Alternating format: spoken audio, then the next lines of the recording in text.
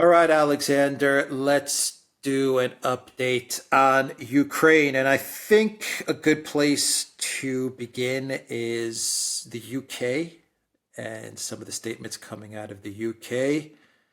Perhaps we can talk about the US and the statements coming out of the US since it was announced that Ukraine aid would not be included in this stopgap resolution, and we have some crazy statements out of the U.S.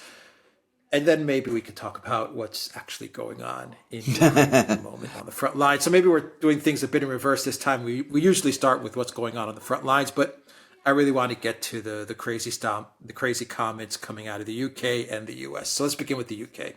Absolutely. Well, I think things are becoming increasingly unhinged here. We've had, firstly, a very bizarre interview with War on the Rocks by Admiral Radican, who is our, chief of staff, if you like.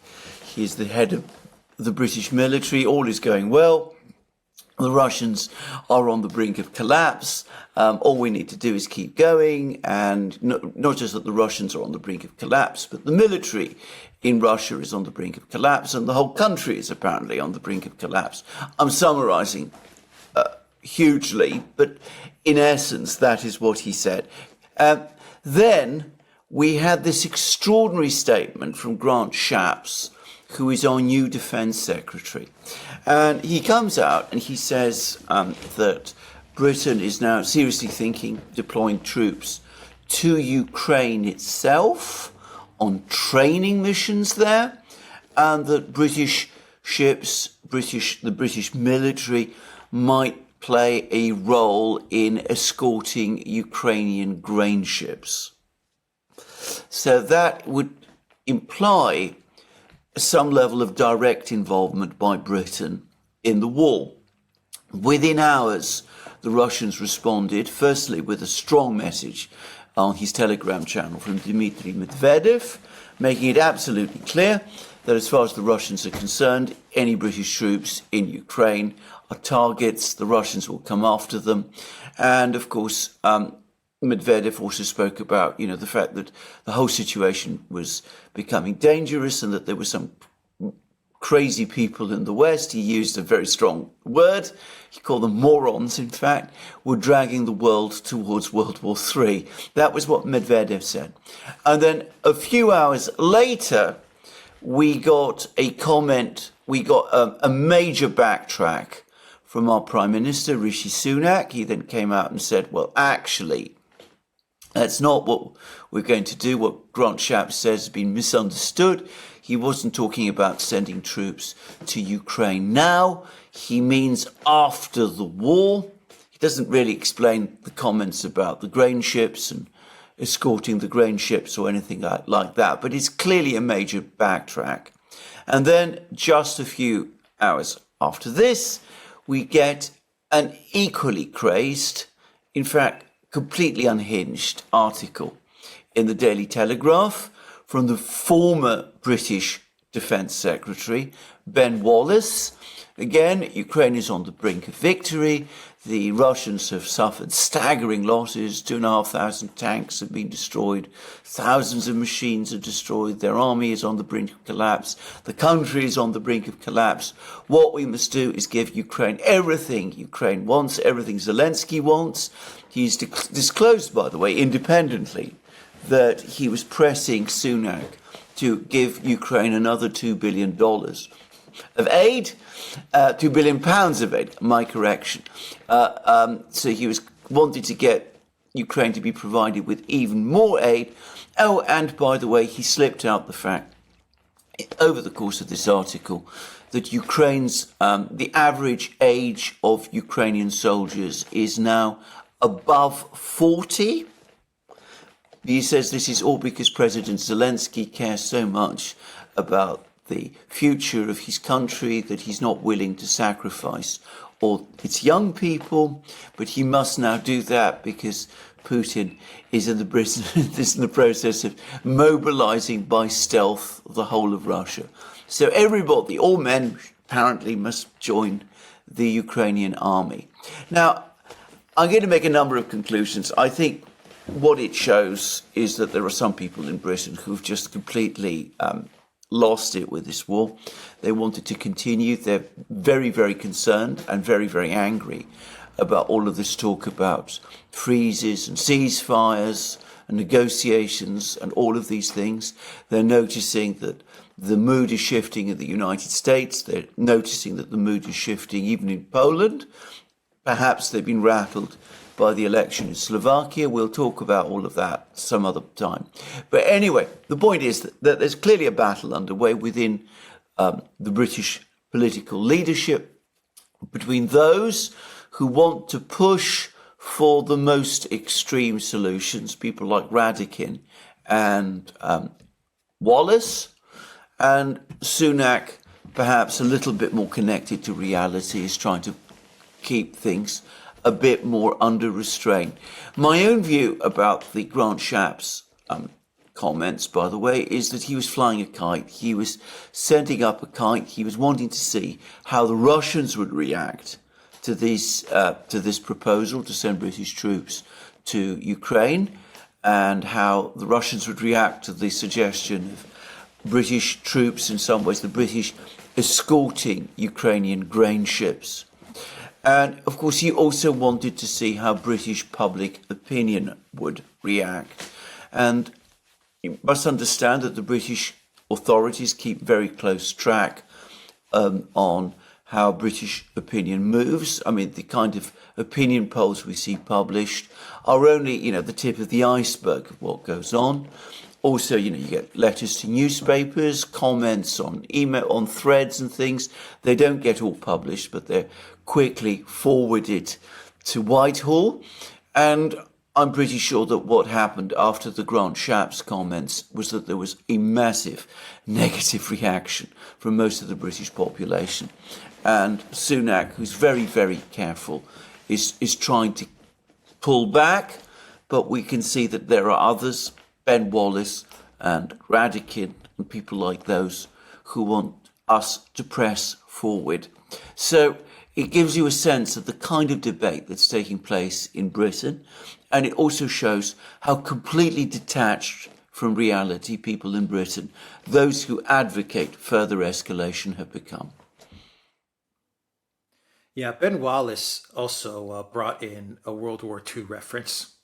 You're starting to see a lot of leaders in the collective West referencing World War II now, rewriting the history of World War II and basically making Russia into the villain.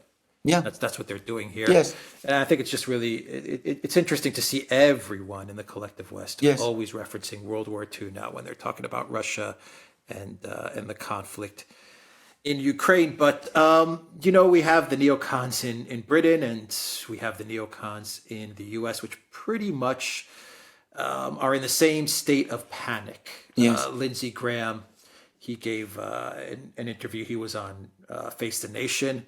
He said that obviously he's disappointed with the fact that Ukraine didn't get any money in the resolution, the stopgap resolution. But he said that the Senate is preparing 60 or 70 billion more in aid this year.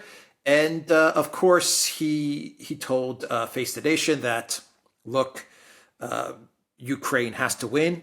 It has to defeat Russia, because if it doesn't win and defeat Russia, well, then we've got a problem with China and Taiwan. So I find it very interesting that the narrative has indeed shifted to create this connection, this linkage between the conflict in Ukraine and a possible conflict or escalation in Taiwan. I mean, the neocons have connected these two issues together now, and I just would like your thoughts on that. And of course, Biden, he said that McCarthy, I guess he was, I don't want to say promised, but in Biden's address after the resolution passed, he made it appear as if he spoke to McCarthy on the side, and McCarthy signaled to Biden that they're going to get the $24 billion to Ukraine in a separate package. And Biden said, don't worry, we're not going to abandon Ukraine. We're going to, Americans do not worry. Ukrainians don't worry. We're going to make sure that we get the money to you.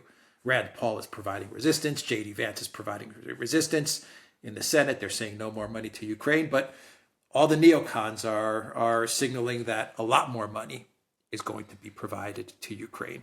Absolutely. Now, I think the thing to understand about what has happened in Congress is that this was entirely a procedural battle. It was about the administration's attempt to tack on financial aid to Ukraine onto another much bigger budget appropriation, which covers the costs of the government going forward and other things. The administration didn't want aid for Ukraine to be to be voted for apart in a specific Ukraine funding bill.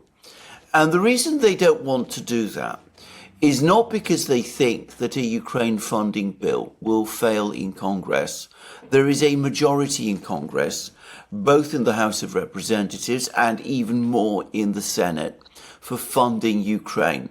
So Ukraine is going to get money. I mean, I think this is something that people need to understand. These moves do not block funding for Ukraine. Ukraine is going to continue to get funding, probably $24 billion, perhaps even more. What the Biden administration wanted to suppress, wanted to conceal from the American people and the world is the fact that opposition to funding this war in Congress is growing.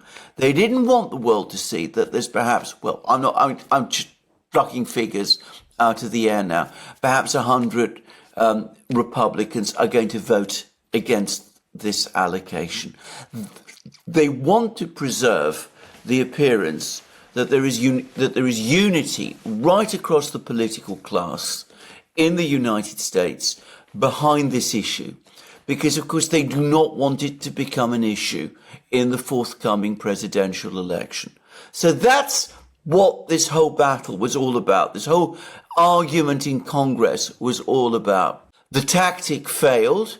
From this point on, they'll be putting forward a Ukraine funding bill, and it will pass.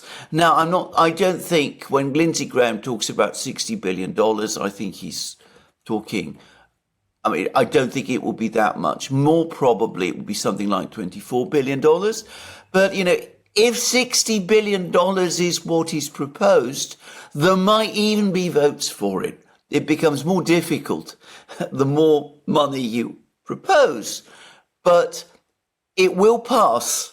So this is an important issue in terms of US domestic politics going forward into 2024, into the election. But it is not important in relation to US support for Ukraine. I think this is a point that people need to have absolutely clearly understood. So there's going to be a battle. Ukraine is going to get its money, but we're going to see that there will be a significant vote against this in Congress, in the House by Republicans, and a small but growing number of Republican senators. You mentioned J.D. Vance, but there'll be others as well. Rand Paul, obviously. They'll be voting against it too. And the unity, in other words, on this issue of the Uniparty has been shattered. So this is the story of what has happened here. Now, it has really angered people like Lindsey Graham. They are indeed panicking because, of course, it also touches on the control these people used to have over the Republican Party.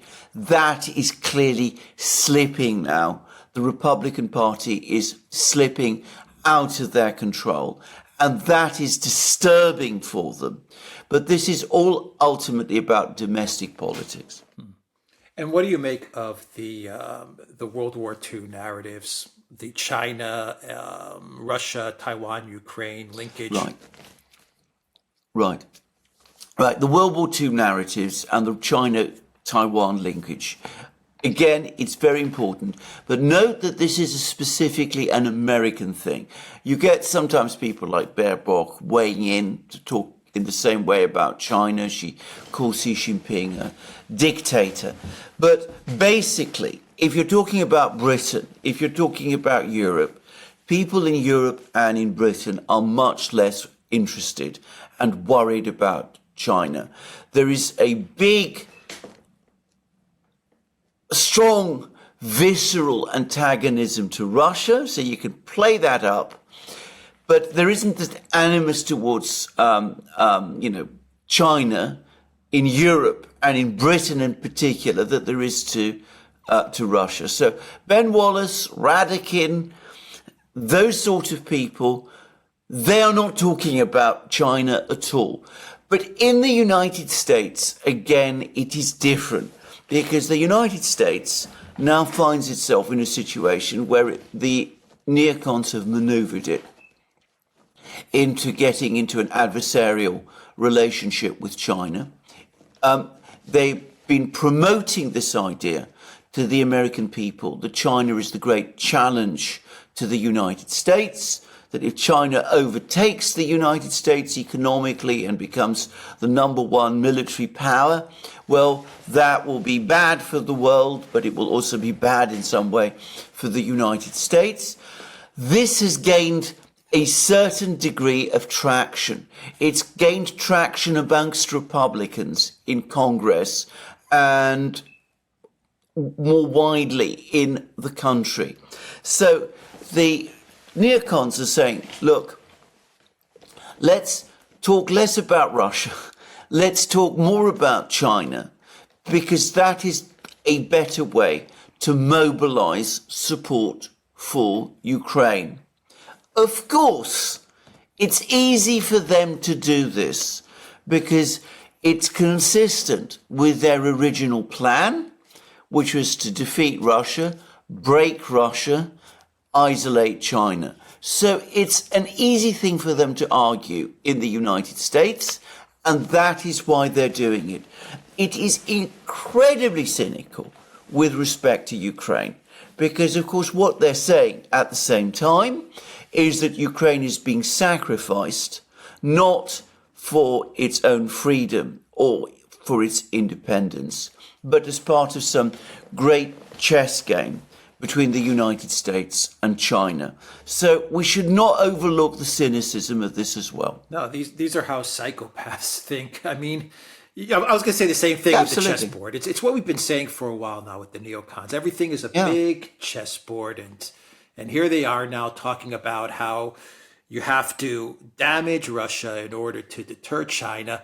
We're starting to hear the narrative about the 3% military spend for 50% destruction of the Russian military. That's gaining a lot of traction as well. They're obviously trying to sell the American people a package of a long war, as well as a year and a half of spending, investment success in this long war between China and Russia. And I'm just wondering, can you tie this into the Blinken doctrine? Does this somehow tie into this war between China and Russia? Yeah. Yes, absolutely. I mean, for Blinken, Blinken is, of course, a neocon, an arch neocon. It is absolutely the fact that China is the great adversary. He said that very, very clearly. But, of course, for him also, as an original neocon, confronting Russia now is part of the greater confrontation with China. And, of course, supporting Ukraine, or in whatever way one can, is also part of that confrontation. And that's where all those World War II metaphors, similes come in. Because, of course, we're now in a long war. And it's not it's not just like the Cold War. The Cold War mostly was a time of peace. There wasn't direct fighting between the great powers. There was a very, very ugly war in Vietnam, which played a very big role in politics in the 60s. There was also a very ugly war in Korea right at the start of the Cold War. But overall, the great powers preserved peace with respect to each other, and indeed understood and respected each other's proxies. This time it's different. This time this is a much more kinetic, a much more violent confrontation. And of course it is a confrontation that has to be protracted, or so the neocons hope, over a long period of time. So you've got to mobilise people's support for this. And this is where talking about World War II comes. So you talk about World War II, you say that just as happened in World War II, so today we are the good people, we are on the side of virtue and truth. The other side is the enemy that we must defeat.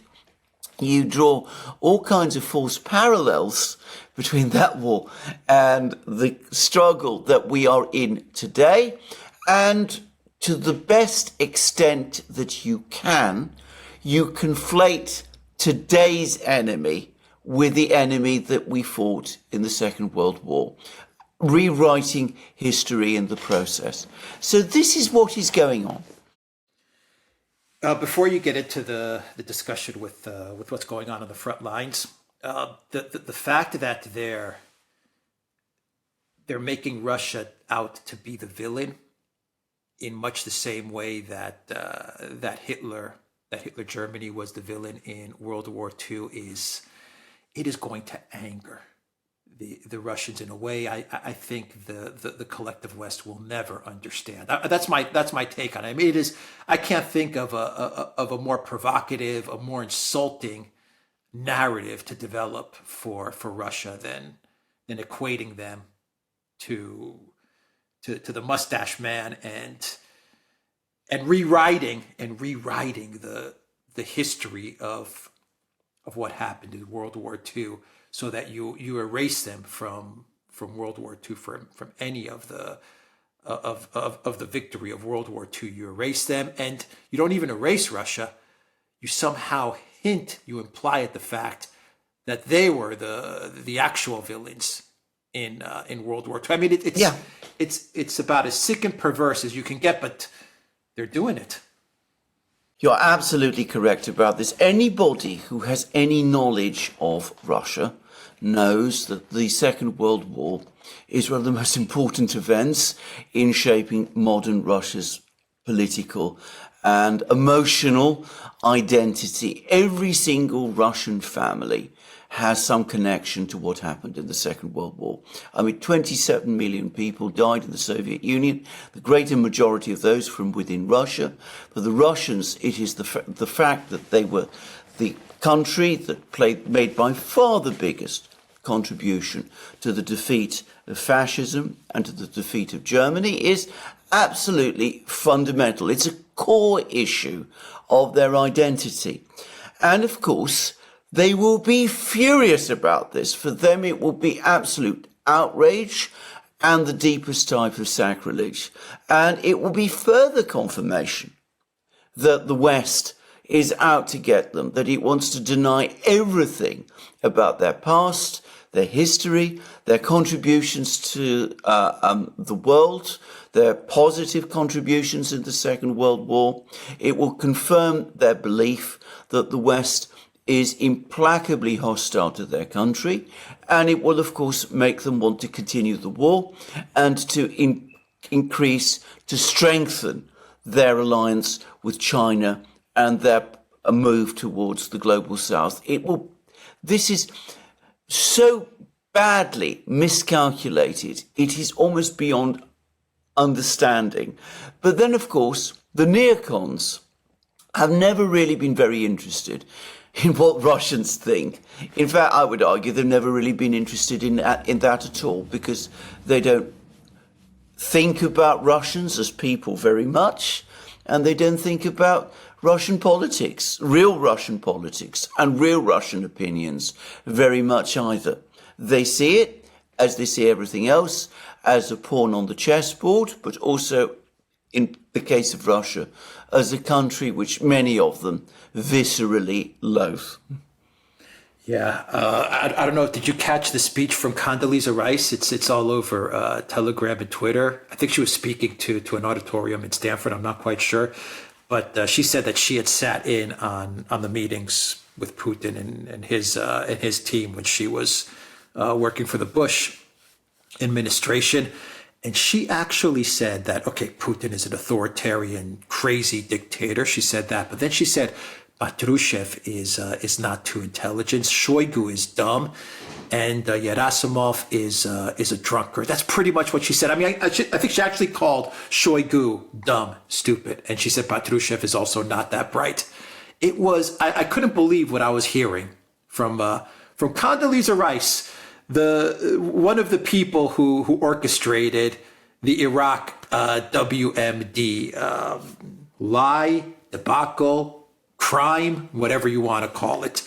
Ed worked for George W. Bush, and she's calling Putin and his administration dumb. You worked for George W. Bush. I mean, and she's a neocon. There you get an idea of what you just said as to how the neocons view the Russians, and actually, I'm sure, view the entire world. Well, pretty much. I mean, they think that they're geniuses and everybody else is a fool who can be either lied to, manipulated, or played, or whatever. I mean, this is very much their outlook. But there it is. I mean, that is how these people are, and, they're not going to change. And it's interesting that the mask dropped to the extent that it does. I want to make a further point, by the way, that, in the Cold War, the Soviet Union was a closed society. I mean, Russians didn't get direct access to what was being said about them in the West. There were the Voice of America broadcasts, there was the BBC, but the number of Russians who actually listened to these programs, it's debatable how many they were, but they were certainly not a critical mass of the population, probably not. Today, it's very different. Today, Russians know immediately. They know at once what people are saying about them. They know about the fact that we're now casting doubt on their contribution in the Second World War. Not casting doubt, we're sort of denying it entirely, erasing it from the narrative, the narrative about World War II. They also know what we think of their leaders, what we think of them generally. They see the way they're depicted in Hollywood movies, which are still shown in Russia. Maybe surprise people to learn. So, I mean, this is very different and much more dangerous in some respects than it was during the Cold War. Yeah. All right. Let's wrap it up with a summary as to what is going on the front lines. Well, I'm glad you left it to last because actually there isn't very much going on the front lines. I mean, I say that I have to take that back immediately in the sense that lots of people are getting killed, lots of fighting is taking place. But if you're actually looking for any big advances by Ukraine, for example, in its offensive, for the moment, they're just not happening. I mean, there's been, if anything, they're starting to lose ground increasingly in different places, not just in places like in the north around Kupiansk, where the Russians launched this micro-offensive of their own in the summer, and an offensive which might be gearing up. Some people think so. Some people think this offensive is about to, the Russians have in the north is about to get a lot more serious. But even in places where Ukraine has been attacking as part of its own offensive, it seems that the Russians are now actually clawing back ground. So in the area of Rabotino, for example, the village which has been captured by the Ukrainians, I don't know how many times, at least in the media, the Russians are apparently launching counterattacks and they've recovered some ground. In the Vremivka salient area, they're doing the same. In Bakhmut, in and around Bakhmut, they've been doing the same.